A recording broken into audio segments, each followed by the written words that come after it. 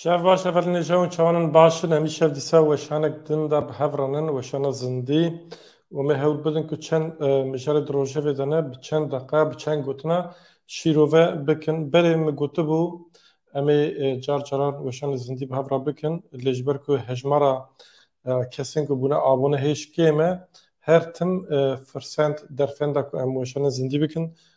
tineye ji ber vê yekê biborin lê heta ji destê me tê heftê carek dijara niha nizanim dengê min tê eger kesin ku hevalên me temaşe dikin hebin yek kes dikare bêje deng tê an nay ez bawerim deng tê û îşev wekek min got agahiyên nû ji rojava henin dîsal li Bakur kongreya konferansa DBP çêbû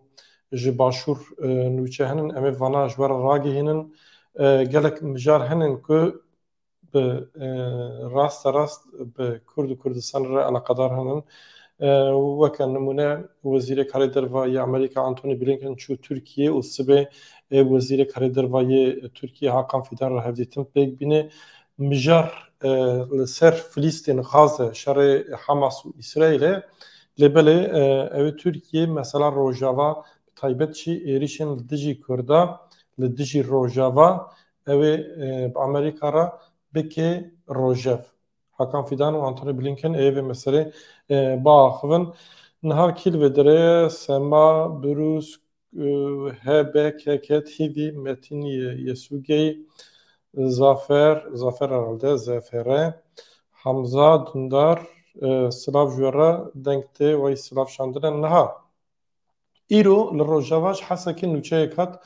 û gotin li wê derê li Bakurê Sûrî li Bakurê hesekê biborin li wê derê balafirek keşfê yani balafirek bê mirov ji aliyê hêzên Amerîkî ve hatiye xistin. Pêşiyê navenda çavdêriyê ya mafê mirova ya Sûriyê ku Kurtastiya wê Sohr jê re dibêjin nûçeyek belav kir di malpera xwe de got ev balafira Tirkiye ye û ji aliyê Amerîkiyan ve hatiye xistin. Ev nûçe di malpera Sorê de wa hat weşandin bi zimanê Erebî ev malper bi zimanê Erebî û İngilîzî weşand dike lê belê piştre ev nûçe ji weşanê hat rakirin. Ji ber ku piştre rêxistinek din got ev balafira me bû me êrîş li dijî Amerîkayê pêk anî filan bêvanî yani tiştekî wisa gotin ev navê vê rêxistinê jî rêxistina İslamî ya Iraqê ye binir. Li vê derê daxuyaniyek dan dibêje İslamî berxwedana İslamî filan bêvan li vê derê ya Iraqê berxwedana İslamî ya Iraqê ev komek e yani ew jî dişibin Daişê berê vana Baasçî bûn û piştî ku Amerîka Iraq dagir kir evana li dijî Amerîka li wê derê şer kirin û hê jî henin yani Amerîka re şer dikin û têkiliyê wan yani bi komên selefîstiyê de re jî henin welhasil vana girtin ser xwe îca nûçeyek din derket niha paşê Sohr yani ev saziya çavdêriyê ya Sûriyê ew nûçeyek ku got balafira Tirkiye ji aliyê Amerîka ve hatiye xistin ji weşanê re kir nûçeyek din weşand got ev balafira ev koma İslamî ya Iraqê ye û paşê jî ajansek heye li Bakur Rojavayê Sûriyê ajansa North Press nûçeyek wiha weşand nûçeyê de tê gotin ku li vê derê li Hesekê li wîlayeta Hesekê li herêma Talbaydar li wê derê garnîzonek yani ciyekî leşkerî yê koalîsyona navnetewî heye koalîsyona navnetewî ya li dijî Daişê pêşenga vê koalîsyonê jî hûn zanin Amerîka dike û dema ku balafirek bê mirov nêzî ev ciyê leşkerî garnîzona leşkerî ya Talbaydar bû ji aliyê hêzên Amerîka ve hata xistin û ev ya pêşê gotin ya Tirkiye ye yani balafirek ku diçe û yani kamîkaze yani diçe û nayê one way atak yani diçe û nayê ev balafir jê re dibên kamîkaze ev nûçe hê weşanê de. Lê belê tê gotin ku ev nûçe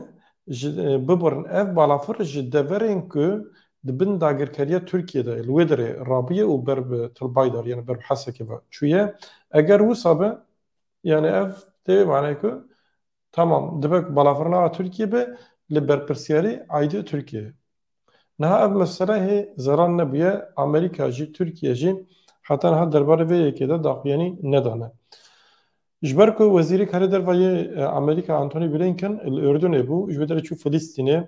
bi Mahmud Abbas re hevdîtîn kir û çû Tirkiye ya jî ew ê îşev biçe Tirkiye û erê çû Tirkiye çû Qıbrıs yani başûrê Qıbrıs û li wê derê çû Girit ew jî giraveke Yunanistanê ye û ji wê derê jî çû Tirkiye sibê ew ê bi Hakan Fidan re hevdîtin bike. Wezîrê Karê Dervayê Tirkiye û Antony Blinken sibê wê hevdîtin bikin. Naveroka vê hevdîtinê jî mesela Gazê ye. Şerê Hamas û İsraîlê ye. Niha Tirkiye di vê rewşê de li derveyê senaryoyê me yani Tirkiye di pêvajoya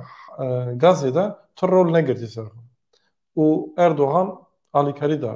Hamasê got Hamas ne terorîst e li dijî Amerîka gotinê tu ji got li dijî İsraîlê gotinê tu ji got lê belê Erdogan do di Twitterê de peyemek bi İngilîzî weşand hinekî gotinê xwe sevik kir yani dibêje em ewin yani dibêje em mafê mirova sivîl diparêzin tişt miştê wisa dibêje lê belê Tirkiye dixwaze ew jî bikeve nava vê pêvajoyê. Yani kesana qîma xwe Tirkiye nayne ti rolek ser Tirkiye nema Türkiye dixwaze ew jî bikevin nav vê pêvajoyê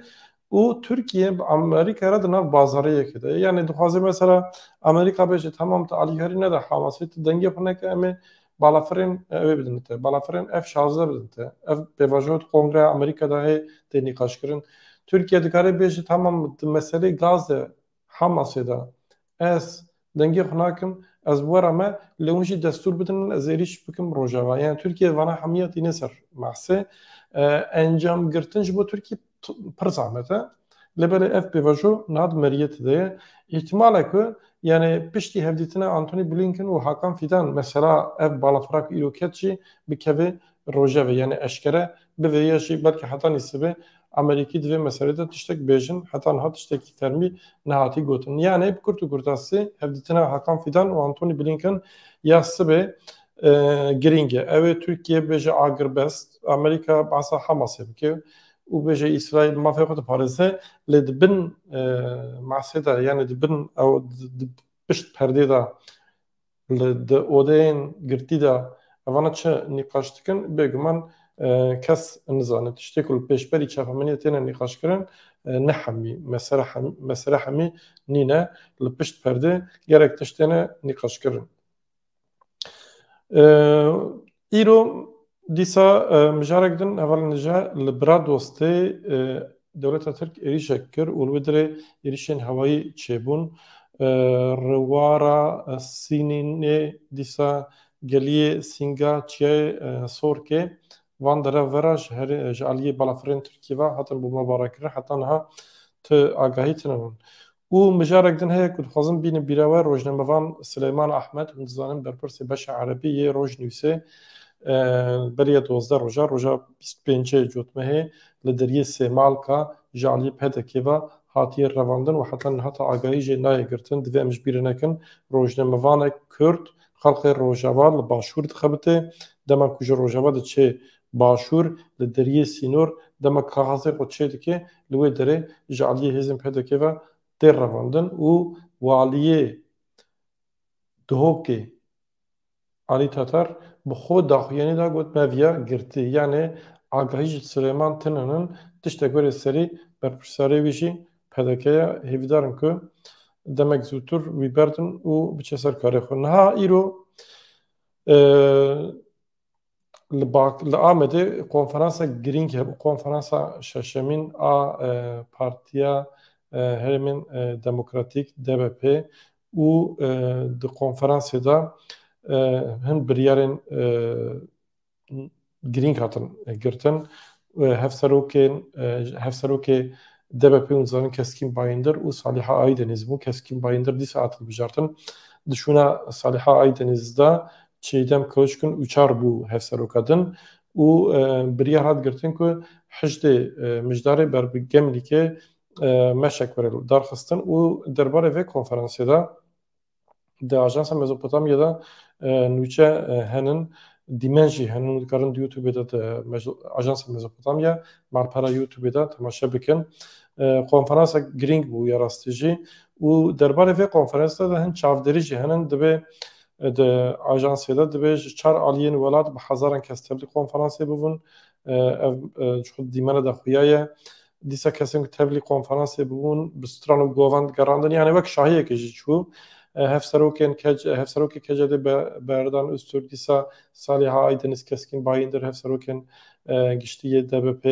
hevserokên HDP Bakirhan û Tulay hatin moğolları beşdar bûn û axaftinê xwe bi Kurdî kirin. Dîsa pankartê ku salona hatin derxandin hemî bi Kurdî bûn. Dîsa ji bo azadiya rêberê PKK Abdullah Öcalan duruşma hatin gotin di ajansê de van detayê hemî henin. û di axaftinan de azadiya fîzîkî ya rêberê PKK Abdullah Öcalan tecrîd û çareseriya Pirsgirêka Kurd a Demokratîk derkete pêş. Dîsa hat ragandin ku dijî tecrîdê di hişdê mijdarê de meşa azadiyê ber bi Gemlikê were dest pê kirin. Ev meş evê meha sivatê de be dest pê kirin. Lê di meha sivatê de ji ber ku erdhej çêbû mixabin ev meş jî hate talokkirin. Hevserokê giştiyê HDP Tuncer Bakirhan bi pûşiyeka ku polîsan nehêştin bikeve hundir hilgirt û wisa tev konferansê bû. Pûşî yani hinek xweste pûşiyekê bikeve hundir lê polîsan nehêştiye piştre Bakirhan ev pûşî rakirî û çûye. Ez ji we re pêşniyar dikim ku hûn herin malpera YouTubeê ya Ajansa Mezopotamya li wê derê hemû dîmenên vê konferansê temaşe bikin û dîsa nûçe jî derbarê vê konferansê de nûçe jî ji xwe li ser malperan henin. Konferansên giring bû û ji xwe yani divir de belgeyek jî hat weşandin ew ê jin Hewpê de li Bakur taybet jî DBP xebatên rêxistinbûyînê bidên meşandin û mezinkirin. Niha ez binirim kaçı peyemê we henin. Brûsk Metin belê deng baş tê spas û hevalên nêja Serokê Mêwik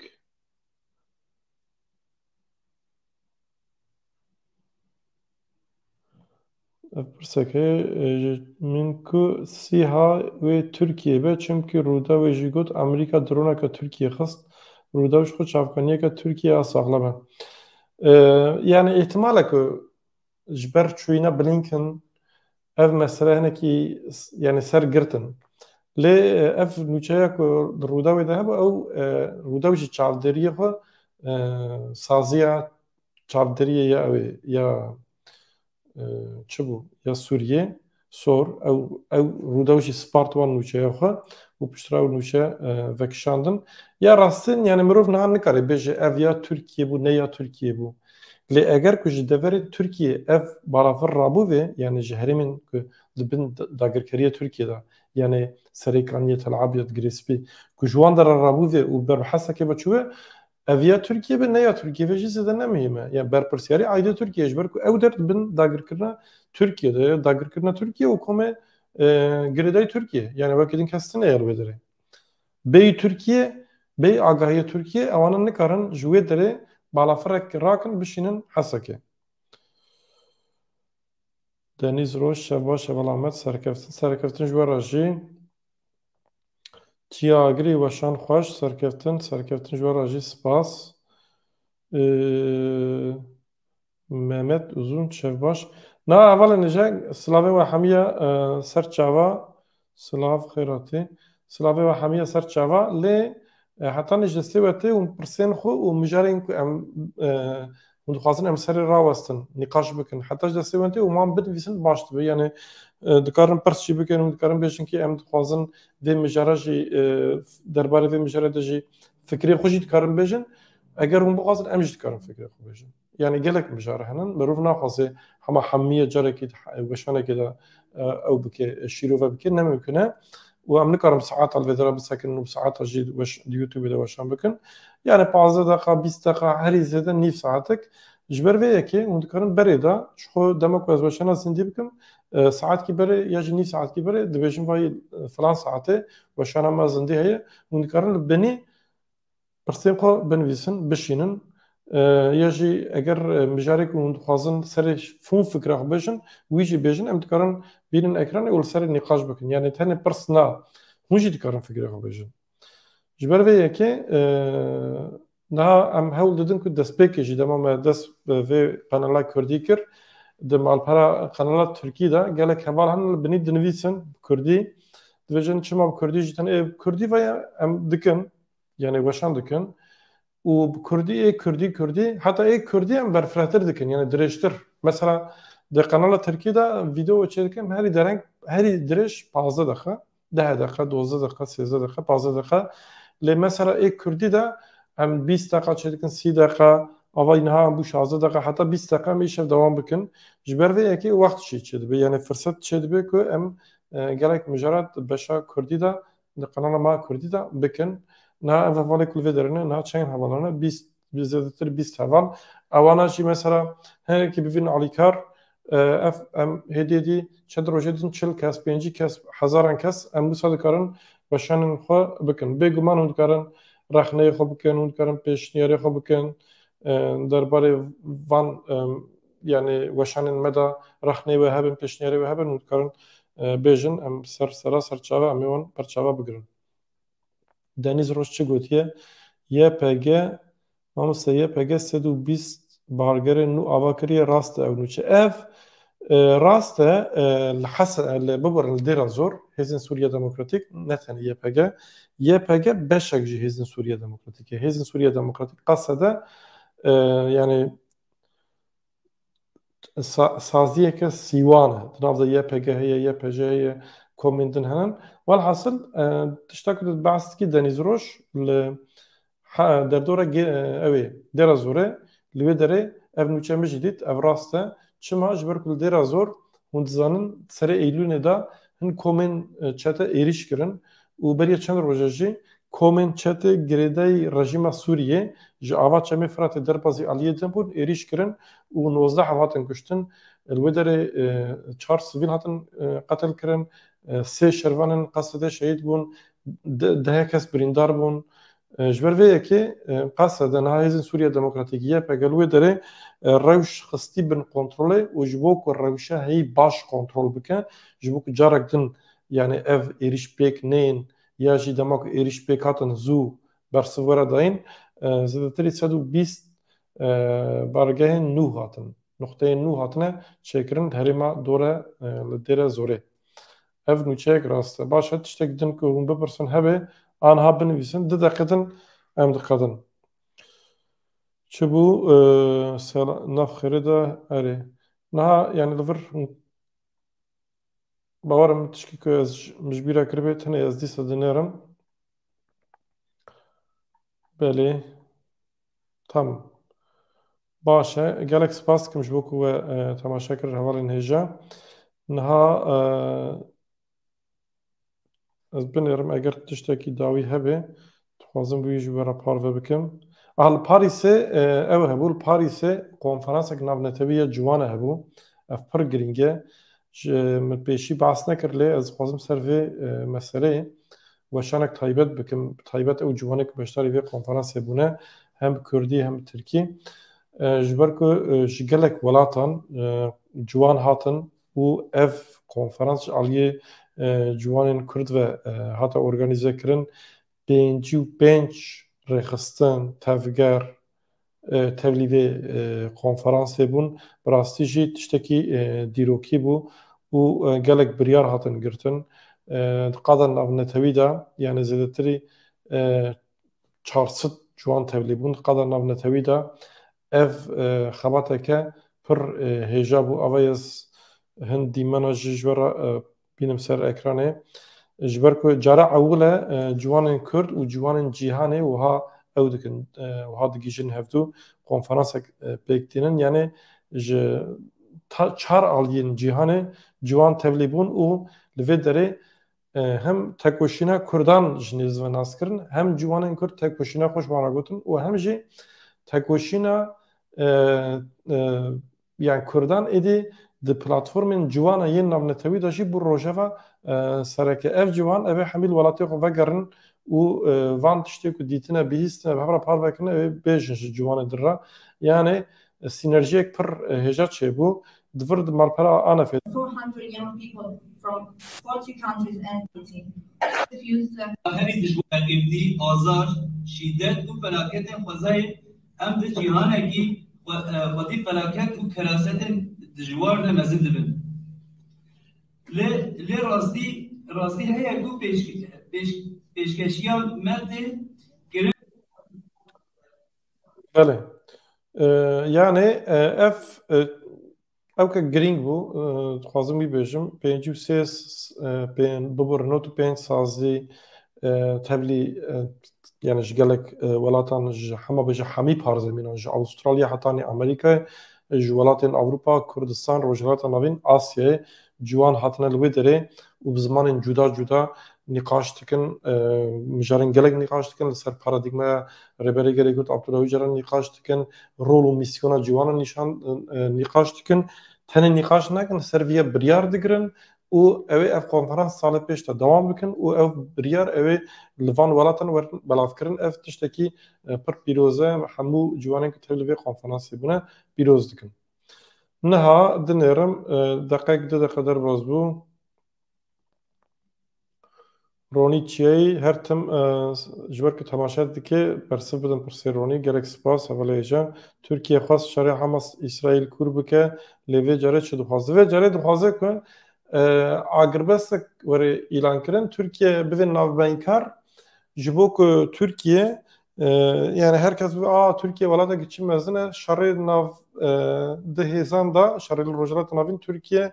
ew yani Tirkiye da sekinandin û ev